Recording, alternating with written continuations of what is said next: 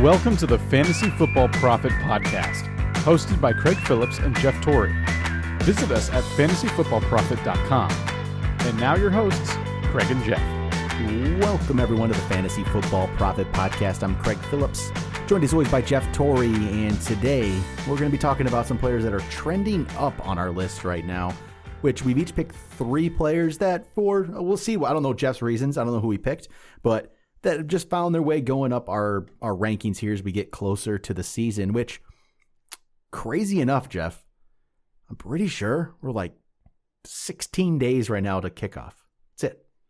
16 days. It's here, and yet we haven't even done our main drafts yet, so I feel like we're behind there, but we're 16 days. I keep waiting for we're going to start the gear up to the season here anytime, right? And it's here. So, yeah, it's a weird year without preseason. So we are ready to go. We only have one relegation league draft left, I believe. One final one on Saturday. We've had 23 drafts already done, and we've got Derrick Henry a lot of times. Not meaning to either. Just the way it falls. I feel like we always have the same pick. We're like between 6 and 9. So that's been a lot of fun though. So if you interested in that, go check out Instagram.com/fantasyfootballprophet. Go to YouTube.com/fantasyfootballprophet, where we've been posting all of our videos there, all of our podcasts, and extra now we have more content going out there every week. You can go check that out. You can see some Hayden Hurst video, Tyler Higbee, which we talked about last week. But we're going to jump into this thing, Jeff. We got three players each that are trending up. I'm actually really curious what you got here. So start us off. Number 3. Number 3, jumping right into it. I'm actually going with, I don't think it's any surprise, but Darius Geis, everything that has come to light with him getting kicked off the team, obviously.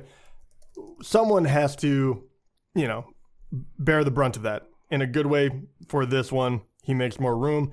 I would love to say it's Bryce Love, because I am kind of that is my guy.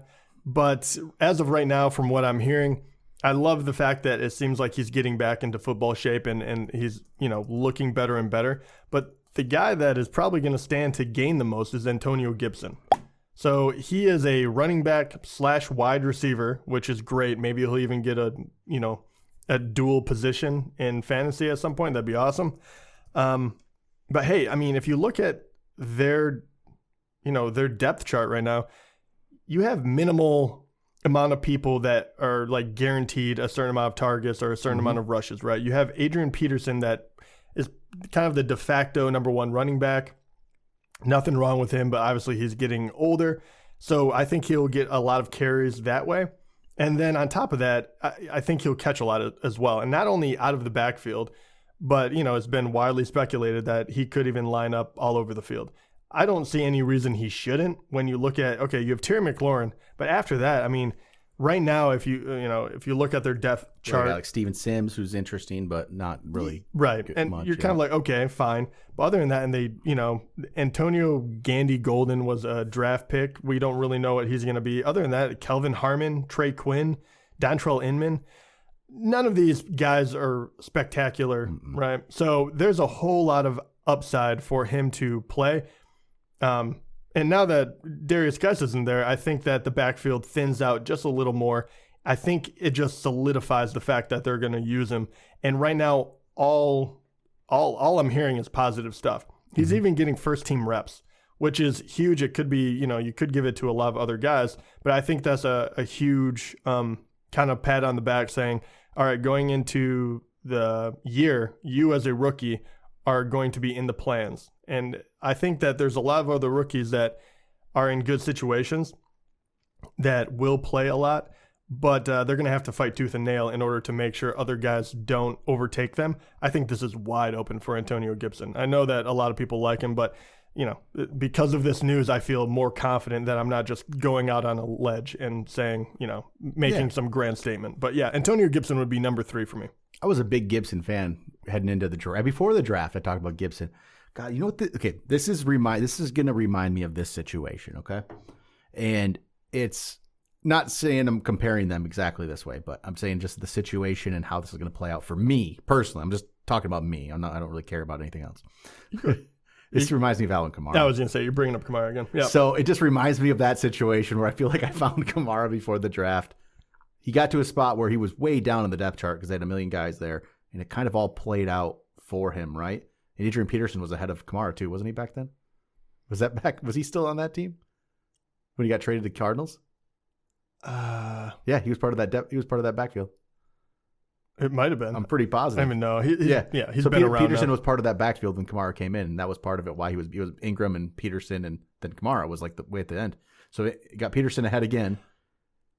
Actually, yeah, that was huge. Yeah. I remember that one too. We were unsure, and I made the statement. It was actually on this show that if I was them, I would trade one. Yeah. And I think I actually went out and got Kamara, and then they traded Peterson. Like, so it was This is what it reminds me of, is me finding the guy early on who gets drafted later that no one was talking about necessarily.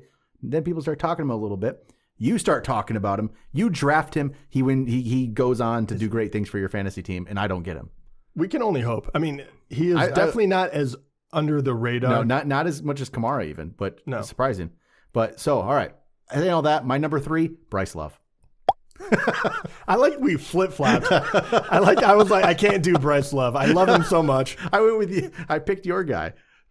I mean, okay, we both see an opportunity here, obviously. There's one of these guys we believe is going to get more work, and they could be both of them, truly. Gibson can be used maybe in multiple ways with Bryce Love getting some work. Bryce Love, he was so good at Stanford there for a bit. And then obviously it didn't pan out like we thought it would. I mean, after his junior year, we were thinking this guy's going to be one of the top picks. It was a complete injury thing, though. He had over 2,000 yards in his junior year. I think he's that ridiculous. Good. And that's why I think Bryce Love, I think he's going to get that chance. And if he can, I think he's good enough to play. But this doesn't mean anything about bad against Gibson. I think Gibson will have a chance too. I think both of those guys would play, right? I think it would be a tandem thing. I think this is... Yeah. I'm assuming it used to be you were kind of figuring out how you're going to rotate those 3 when you had guys in it, when AP leaves. I think now you're saying, okay, we don't have to rush Bryce Love back in. And that's the only thing that holds me back from going full steam ahead with Bryce Love, is because I think they're going to bring him in slowly. I've been waiting to hear positive news about him. And it has been positive, but it hasn't been like he's just, he's making everyone look dumb on the field. He's completely back. It's kind of like, oh, wow, we're finally going to get to see it sometime this year. And that's not quite enough for me, but God, I love Bryce Love. There's been positive about him, but there's been a lot of positive about Gibson. So I don't know. I think there's somebody here. I love that we both went for Washington, though. We're like, there's something here. What do you got at number 2? All right, number 2. This one could surprise people because I was already incredibly high on Todd Gurley. He's actually keeps going up my board. Every time I do a draft, I look at who's there and I'm like, no, I'd rather have Todd Gurley. He keeps moving up further and further on my draft boards, and I just can't fight it anymore. And even more so, how is Atlanta going to be using him? You always worry about the knee, right? That's the lingering thing over everyone's head. So I do take news about that quite seriously.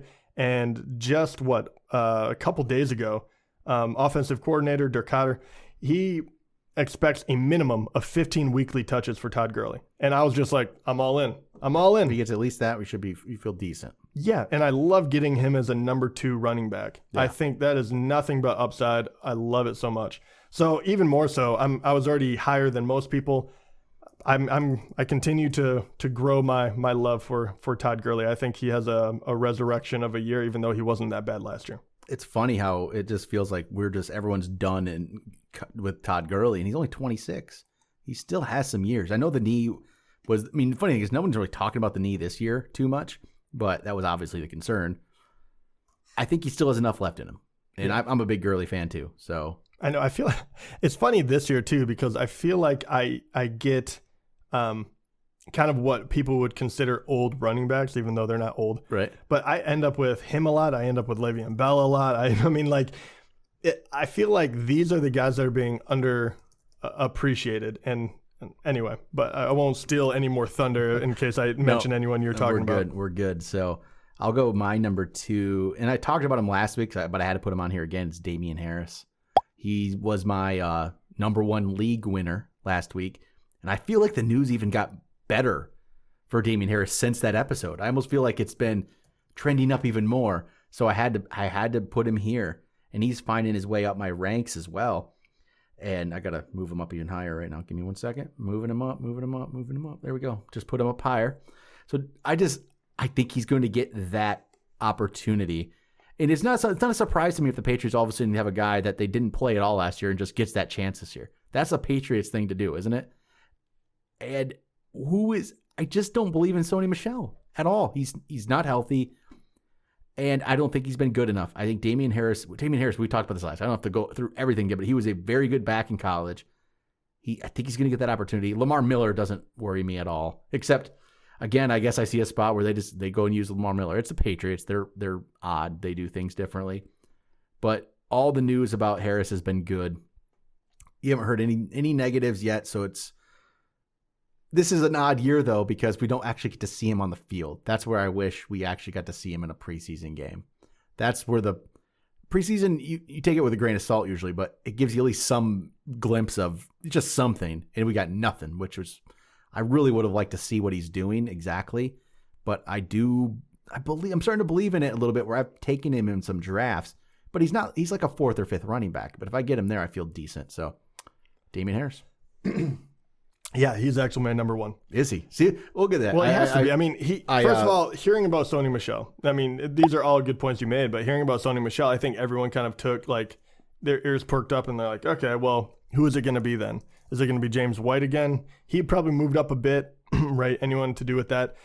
But like you said, if you go to Roto World, you can read about every day. It just keeps getting better. There was they talk about how he's stacking good days together. Mm-hmm. He stood out in every facet, including route running and pass blocking, things that New England you have to do if you're going to play as a running back. Is everything from that injury on has been, that was kind of like people were still guessing. They were kind of like, well, he wasn't a low draft pick. He was a 3rd round draft pick. Will Patriots use him? Why didn't they play him? The whole usual thing where everyone's a little confused at what Belichick is doing. But since that happened, it makes a lot of sense that he could take up that Sony Michel spot. And then you hear all these good things coming out about him. When, I'll be honest, like, if you're going to listen to an organization, I don't feel like the Patriots blow a lot of sunshine up everyone's, what. So I'm kind of believing it right now. Do I think that he is still, like, worthy of being, I think he's still outside my top 30. Like, but at the same time, look, he was not even being drafted just like 2 weeks ago, a week ago even. Yep. But now you actually have to worry about him in later rounds. Like, it used to be like, okay, well, the last pick of the draft, I might as well pick him or someone like him. Now you're like, 10th round, do I grab him just in case? Like, because running back runs out real quick. And those are those middle rounds. I can see someone getting, daring enough to say, hey, if it works out, this is worthwhile. Otherwise, I have my 5th wide receiver that I know there's plenty to go around. So he's shooting up everyone's draft boards. I had to put him number 1. There goes me getting him for free in our auction. No. Hopefully no one else is listening. It's just us, but I don't know. I don't know if the league's listening to this, but either one of our leagues that we're doing auctions with the next 2 weekends. Man, I really thought I was going to get him for nothing. I shouldn't have brought him up last week. Shouldn't have done it. I screwed myself. Did it again. I feel it's weird. I have this weird dilemma, Jeff, with this. It's like I feel like I know all the guys that we're just going to battle for every year. I mean, it really is every year now. Especially. Maybe I can get Aaron Rodgers for free because probably not. Still, Aaron, the name gets you, but because you have a quarterback, so I think we're good there. I don't know. We'll see. Well, I wasn't even. It's funny too, and I don't know if anyone else. If you talk to the people in your league, obviously you don't need a podcast, but I do find it funny that it's not necessarily you and me that I worry about. Yeah. It's just the fact that it's so easy to find out who we want to draft that they can mess with us. Like, there's how many times like we're getting near the end. I had very little money, and it was like 2 guys in the draft, and we're all drafting together, and they pretty much shouted out like, well, Jeff, Jeff wants that guy, so make him pay for him. And I was just like, you mother effers. Like, it's going to happen again. And I know them all. I think I probably said it. Yeah. For all I know, it was you in the corner like, hey, bid him up. All right. Yeah, that's but Damien Harris. Again, He has to be up there, right? Yeah, has to be. So you have one left, though, right? So who's your number one? And I will, if I say this, though, I'll give myself credit. I had Damien Harris on a sleeper list on Instagram months ago. Months ago. So, hey, go follow us, right? Instagram.com/fantasyfootballprofit. I put that out there like 3 months ago. So, hey, not just reading the reports and thinking it's going to happen. I was on to let's give myself some more credit. All right, number one. Here we go. Final one of the list. And I feel like you made my list today, Jeff. Cortland Sutton is my number one. Yes. Finally. It only took until 2 weeks before the draft for you to really come around. This is a big change from me even a few weeks ago. I don't know what it is. I guess I just watched a few more Cortland Sutton highlights, and it really got to me. And I think I was first off, I guess I was more worried about how good is Drew Lock going to be? Is Jerry Jeudy going to take away? I don't think Jerry Jeudy's going to take away too much. And Drew Lock, I think, is going to be good enough. I think Cortland Sutton is just really good, honestly. I think he's just that good. He's moved all the way up for me to, I think he's 14th or 15th for me, which is a big change because he was in the lower 20s. It was like 22 for me. So he's moved way up to the top 15. And I think he's just that good of a wide receiver. And that's where I'm at with him. I think he's too good I think Drew Lock, that's been my biggest drawback is what is Drew Lock going to be? And I think Drew Lock did look good enough that he's going to be, Sutton's going to be good. I'm just on board with it. And I start looking at a lot of it too. I look at these middle tier receivers in his group. I'm trying to think who's gonna really jump out there.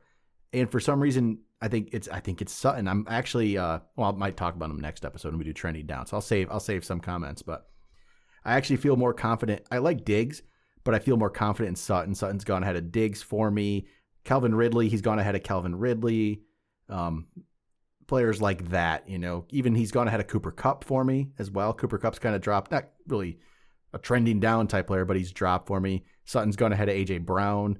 I feel more confident than even in that. So just a lot of these middle guys that I do have them below Robert Woods, though, which I know you probably don't agree with.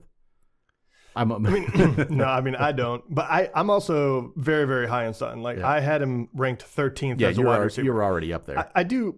To your point, though, the Drew Lock thing is a real concern. It is. I mean, I like Drew Lock, obviously, but if that was a reason why if it all kept him apart, lower, you don't, because we don't really know. Yep. But hey man, I'm singing his praises. I'm glad that you're coming along with the bandwagon.